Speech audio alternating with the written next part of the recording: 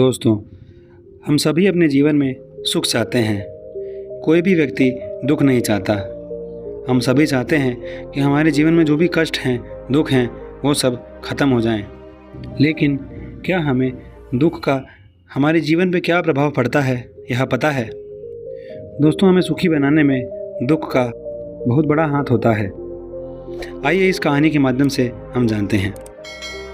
एक बार एक गांव में एक अमीर आदमी रहता था, जिसके पास सब कुछ था, लेकिन फिर भी वह छोटी छोटी बातों पर परेशान हो जाता था, जिससे वह असहज हो जाता था।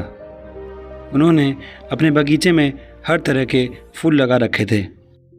जैसे ही वसंत आया, सभी खूबसूरत फूलों के बीच उसने देखा कि उसके बगीचे में कुछ जंगली फूल भी उग गए हैं।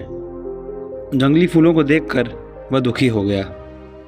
वह उन्हें अपने बगीचे में नहीं चाहता था। उसने उन जंगली फूलों को उखाड़कर फेंक दिया। लेकिन कुछ दिन के बाद वे जंगली फूल फिर से उग गए।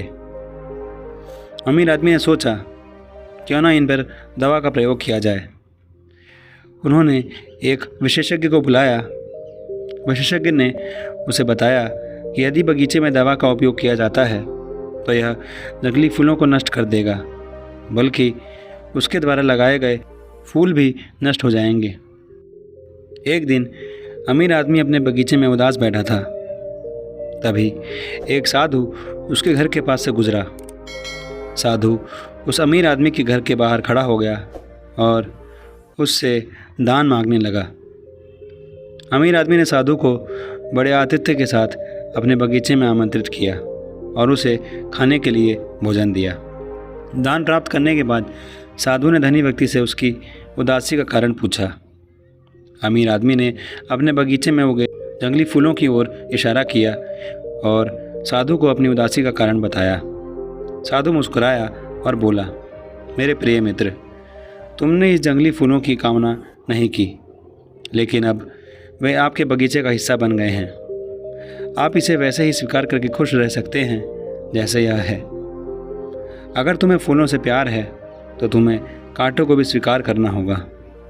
अमीर आदमी साधु की बात समझ गया और उस दिन के बाद उसे फिर कभी अपने बगीचे में उगे जंगली फूलों से परेशानी नहीं हुई।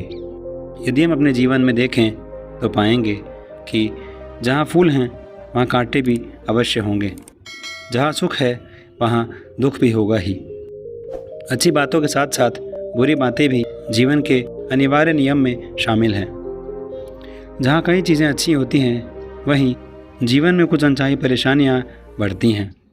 दोनों जीवन का हिस्सा हैं और दोनों एक दूसरे के बिना अधूरे हैं, क्योंकि यदि जीवन में दुख ही नहीं होगा तो सुख की अनुभूति कैसे होगी।